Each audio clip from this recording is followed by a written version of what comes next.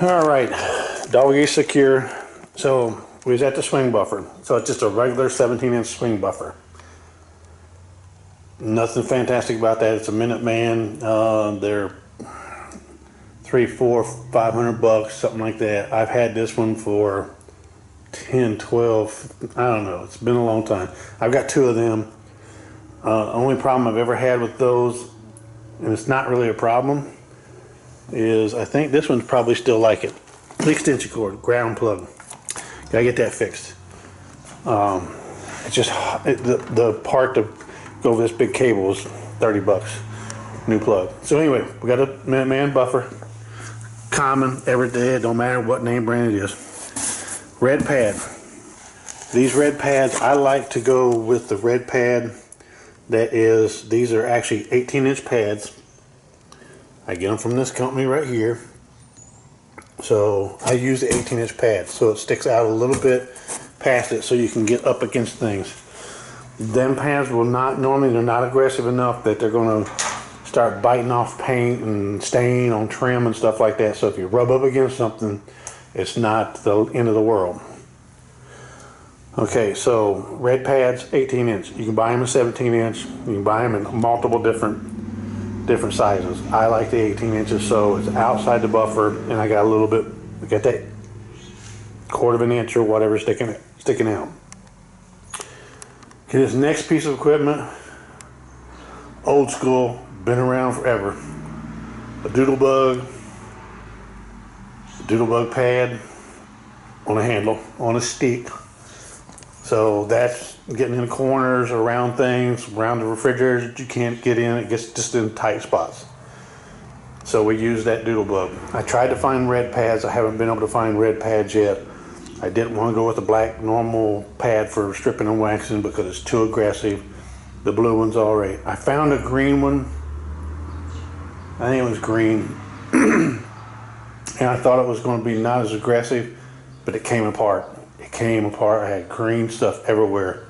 I threw probably 25 of them away because they were just more of a pain. So we've got the product on the floor. We've scrubbed it. We've done the edges. Now the excess, which you're not going to put a whole lot on the floor, but you're still going to have some on there. It's not going to affect the wood. It's not going to hurt it unless you leave it on there. I got my old wet dry vac. This piece right here we won't use because it's for dry vacuum. So it's just a regular old Minuteman vacuum cleaner. My hose is inside the tank. It's got the normal wand. It's got 50-foot cord on it, so I can plug it in and do that. Suck up as much as you can.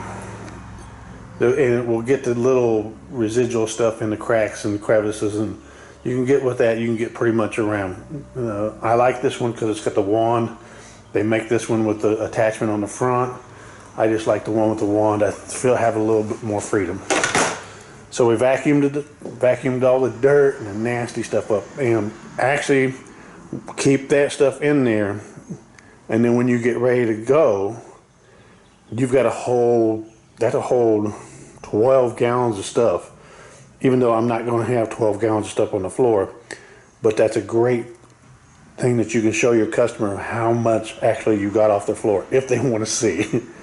If they don't, okay, don't show it to them. But we'll probably show you anyway on the video so you can see. Next step, we mop the floor. We mop it, we mop it, we mop it. We keep looking at our water until our water is just completely like it come out of the faucet. We do that. Now, one thing I don't have here in this thing is once we mop it, we start drying it. So I've got the dry ease downforce fans, which are still in the carpet van, which are right here, and they're great for forcing out. They're good for about 6-foot diameter, so they dry floors pretty good. And you just move them around. I got to get them off and put them in there. Excuse me. So now what we're going to do is we got the floor dried, and we've got all this other stuff put up, cleaned up, moved out of the house. We're going to take that buffer. We're going to put that pad. This is a white pad, white polishing pad.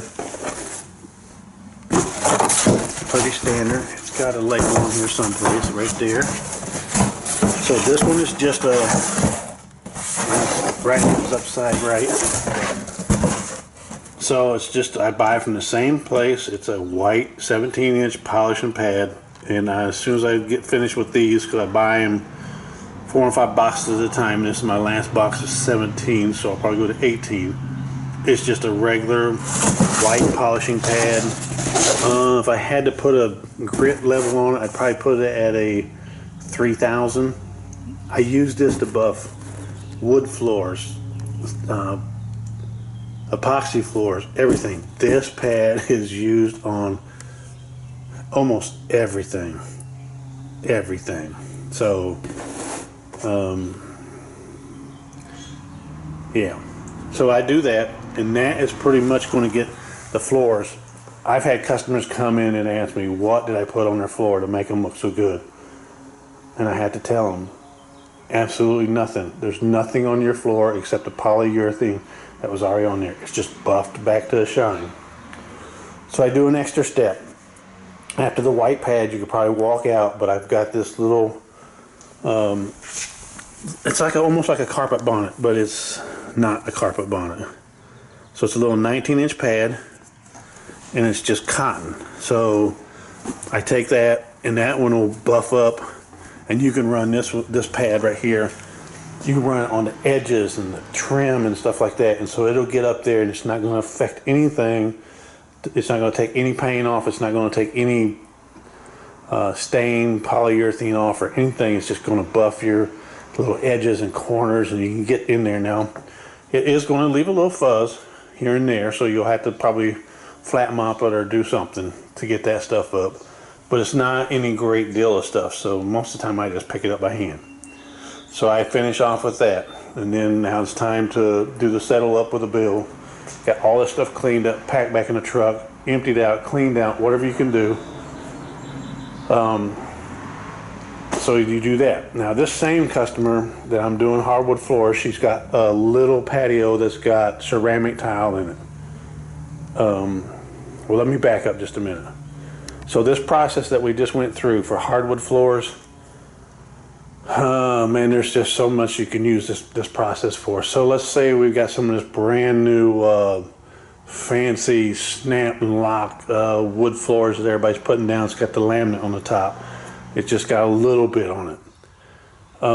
This product down the end is not aggressive enough to hurt any of the stuff on there, so you can do that, or you can take a cleaner or something like that and clean it up. When we go do a LVT floor, I think they're calling it, LVT floor, and we went in and we've followed somebody that's went in and they get dull and they come in and they wax them. And it's like the customer calls me and the wax is flaking off. Not the end of the world. You just got to get the wax off. And what's happening is that LVT's got a coating on it that's too slick. It won't let anything adhere to it. So you got to strip that off. Now you cannot use a regular stripper for VCT floor. It's too aggressive. You got to do a milder stripper.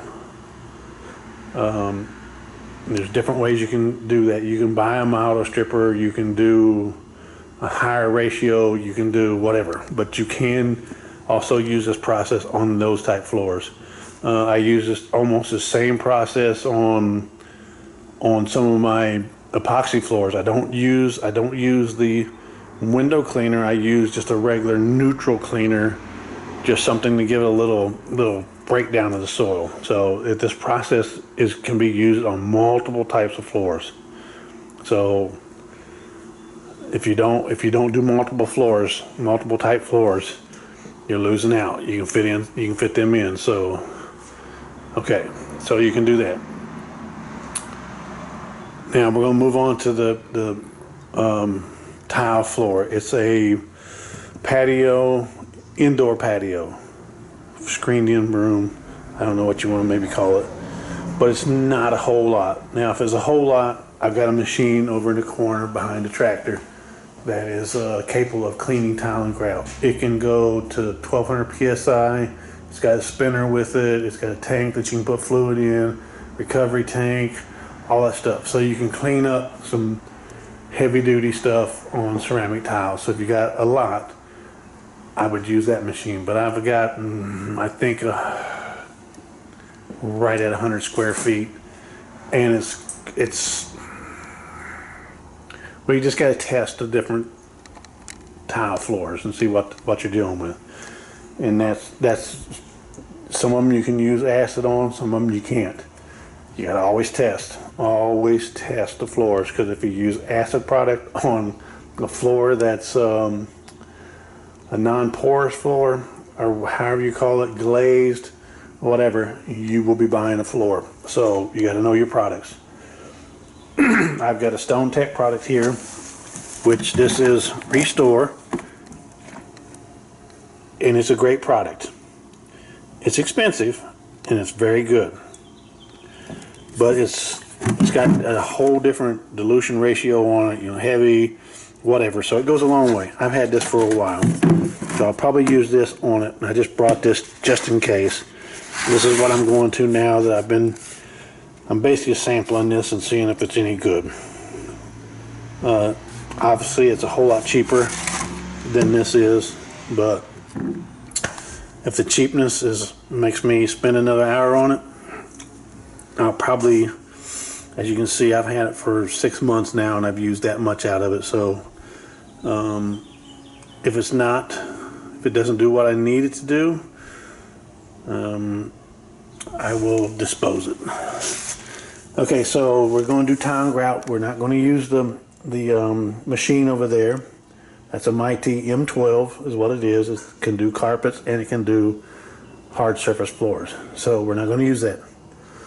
So everybody's seen these. I've just got a bunch of handles. So this first one right here, deck brush. Everybody's probably got one or two of them in there. It does big open spaces. Like, I'll be able to scrub that 103 or 4 square feet in probably 10 or 15 minutes. Put the stuff on there, let it dwell, let it do its thing, let it break that stuff down, and then you can scrub over it. If that brush is kind of not healthy enough, I've got this little short bristle brush, and I love this thing right here. It's great. And then we got a grout brush. So that gets in the grout line, and then I just bring this one. It just gives me that option. So that is all the tools that we're going to take with us tomorrow, and we're going to get that job finished. So be a whole day job, probably 6-8 hours, and $800 in my pocket. So we throw them in there, and it's great where we're going through right now. It's a great option to have more than just that thing. So so what we'll probably do tomorrow is maybe get a little bit of video of what we're actually doing. Put this on the shelf right here. See if it stays there, and it's probably too dark. Yep. So we'll probably get some video because the house is empty and stuff like that on some of the products, and let you see the ooey gooey nasty stuff that comes off these hardwood floors. And then we'll show you the vacuum cleaner and the mop water and these pads. Now these pads right here, the red and the white pad, what are they figuring out to be? About $3 a piece. So I'll use one side, flip the other side, and throw it in the trash. Just throw it in the trash. You can clean them, but once you've cleaned them and used them, they lose a little bit of their grit. So I just throw them away. White pads, they're real soft, so use both sides of those. Pitch it in the trash. The white buffing cotton pad, get that dirty, flip it over, dirty, bring it home, throw it in the wash machine. I have a wash machine that's specifically for my stuff instead of the clothes that we wear every day. So I have two sets of, I have a washer and dryer for the company, and I have one for personal stuff. We do have storage. We do have, I park my van in the garage. I do have an office in the house and an office off-site. So I have a rented space, which is my office off-site. So anyway, we're going to step out there and do a job tomorrow, and then we'll show you a little bit of the video as we go along. So that will be tomorrow, and we'll try to get them edited up and get them online. So all this information is coming from Don with Olmec Reflections. We're located here in the Cincinnati, Dayton area. Mason is our office area. So we do 20-30 miles, 20 miles from that. And market to, we've got just residential stuff all around us, so we don't have to market too far out. But anyway, if you got any questions, you can give us a call. You can check us out online. Phone number is 513-817-1700. Website is olmecreflections.com. Facebook page, YouTube page, our YouTube channel. So you can check us out. If you got any questions on any of this stuff, as a small business owner, on what I do for cleaning floors, I'm by far not probably expert on everything, but I've tried a little bit of everything. I'm not afraid to ask questions, not afraid to answer questions. I will give you anything that I've done knowledge wise. So on equipment and stuff like that, feel free to give us a call. Put it in the comment section. We'll try to get back with you. So I'm going to leave it at that. So we will see you tomorrow. I'm out.